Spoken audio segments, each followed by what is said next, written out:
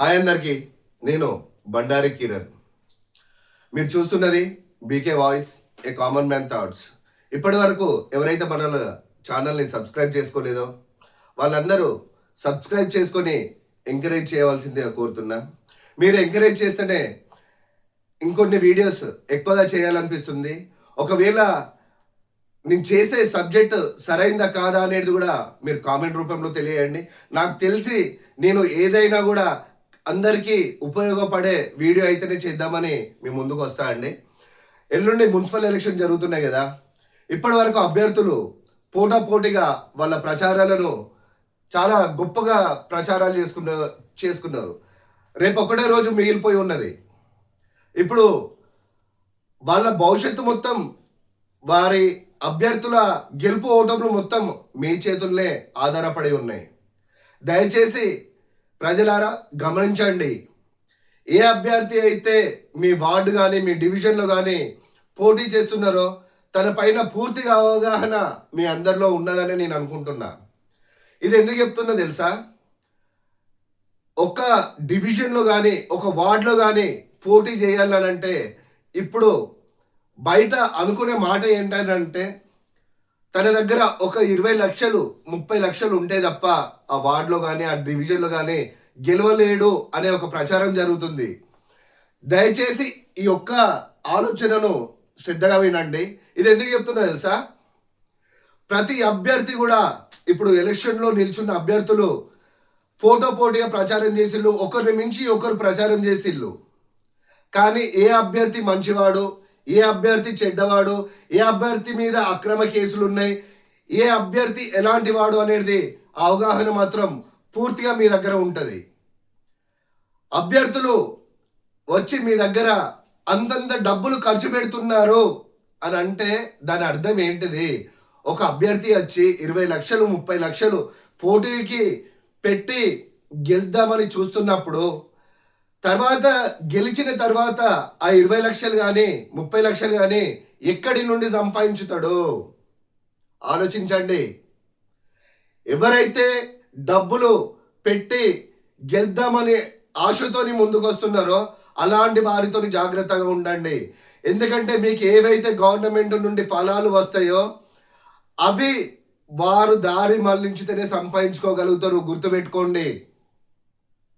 లేకుంటే 20 లక్షలు 30 లక్షలు ఓటుకు 2,000 3,000 ఎక్కడి నుండి? ఇప్పుడు ఇంట్లో ఒక 5 ఉంటే ఓటుకు 2,000 అని అంటే 10,000 ఇస్తుండు. 10,000తోనే మీరు 5 సంవత్సరాలు అమ్ముకున్నట్టేనా? మీకు జరిగే అభివృద్ధిని అమ్ముకున్నట్టు, మీకు జరిగే ఫలాలను అమ్ముకున్నట్టు. ఏదైతే మీ వార్డు డెవలప్మెంట్ జరుగుతుందని మీరు ఆశపడతారో ఈ ఓటుకు నోటు తీసుకొని ఓటు వేస్తే ఏ ఒక్క ఫలం కూడా మీకు దక్కదు. జాగ్రత్తగా మీరు వేసే ఓటు ఎంత బలమైంది అని అంటే, అంబేద్కర్ గారు ప్రతి ఒక్కరూ సమానమే, అందరికీ సరైన అవకాశాలు రావాలి, కులమత భేదాలు ఉండకూడదు అని మనకు ఆయుధం ఇచ్చిండు ఈ ఓటు. అలాంటి ఓటును మీరు 2,000కు 3,000కు అమ్ముకుంటే మామూలుగా డబ్బులు పెట్టేయకుండా ప్రజలకు సేవ చేద్దాం, మన వార్డును డెవలప్ చేసుకుందాం, మన పేద ప్రజలకు సంక్షేమ ఫలాలను సరైన విధంగా పంచుదామని పోటీలో నిల్చునే అభ్యర్థులు ఏం కావాలి? మీకు అనిపించవచ్చు వాళ్ళు వచ్చి డబ్బులు ఇస్తే తీసుకోకుంటే వాళ్ళు ఏమనుకుంటారో అనిపించవచ్చు, కానీ మీతోనే మొదలు కావాలి. ఇప్పుడు ఒక డివిజన్లో 4-5 నిల్చుంటే మీరు కనీసం ఓటేసి ఒక్కరి దగ్గర తీసుకుంటారా అంటే అది కాదు కదా. ఎంతమంది నిలుచుంటే అంతమంది డబ్బులు ఇస్తే అంతమంది దగ్గర తీసుకోబడుతుంది. ఓడిపోయిన వానికి బాధ ఉండదా? సరే, మీరు ఎవరికైతే ఓటేద్దాం వాళ్ళ దగ్గరనే తీసుకుందామంటే అది వేరే లెక్క.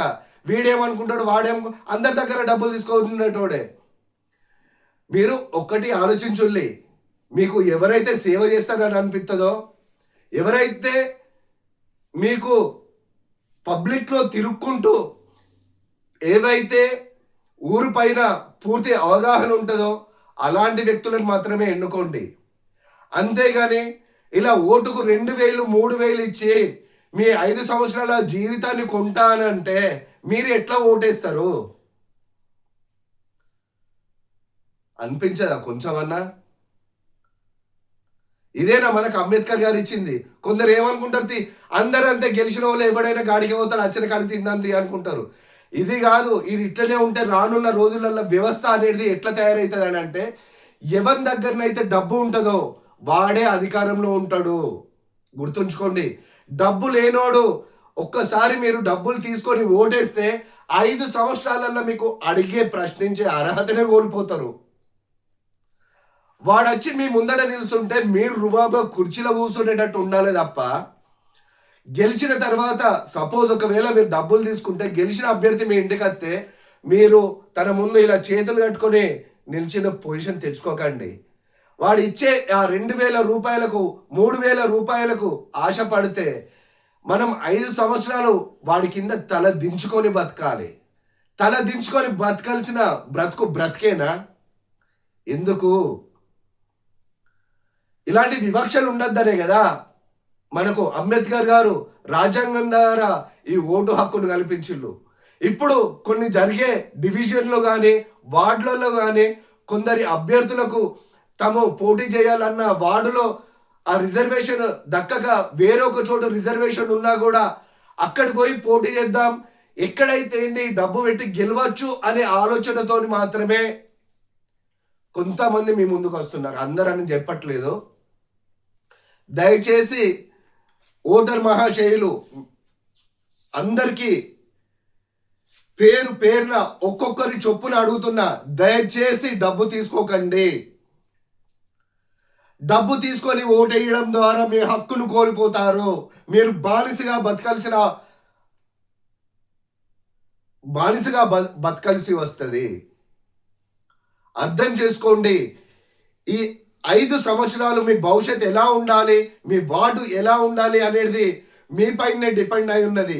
దయచేసి రేపు ఒక్కరోజు సమయం ఉంది.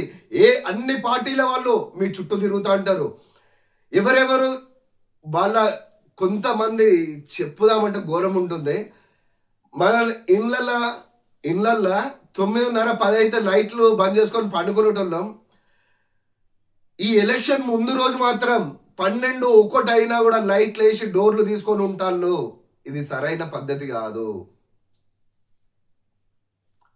వాడు ఇచ్చే పైసలతోనే మన జీవితం గడుతుందా? సరే, ఒకడు గెలుతాడు, ఒకడు ఓడిపోతాడు. ఓడిపోయిన ఉసురైతే తాకుతుంది కదా. ఓడిపోయినోని పిల్లం పోరాళ్ళ శాపనార్థాలు అయితే తాకుతాయి కదా. అవన్నీ మనకు అవసరమా? మన పిల్లలకు అవసరమా? మీరు కూడా ఒకటి చెప్పండి. మీరు డబ్బులు తీసుకొని ఓటేస్తా అంటే మీ పిల్లలకు మీరేం నేర్పినట్టు? మీ పిల్లలు అనుకోరా? మా అమ్మ నాన్ననే లంచం తీసుకొని ఓటేస్తాడని మీ పిల్లలు అనుకోరా? మీరు ఒక రోల్ మోడల్ కాండి. మీ పిల్లల భవిష్యత్తుని బాగుండాలంటే మీతోనే ఒక మార్పు తీసుకురండి. అందరికీ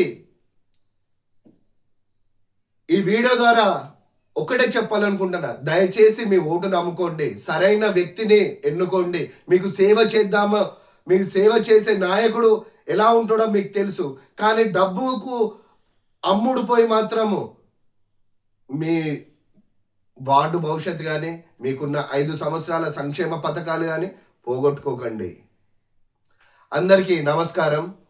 ఈ వీడియో కనుక మీకు నచ్చినట్లయితే లైక్ చేసి సబ్స్క్రైబ్ చేయండి. అలాగే మీరు నాకేమైనా చెప్పాలనుకుంటే కామెంట్ రూపంలో తెలియజేయండి. దయచేసి ఓటుకు నోటు తీసుకోకండి. న్యాయంగా ఓటు వేయండి. Thank you.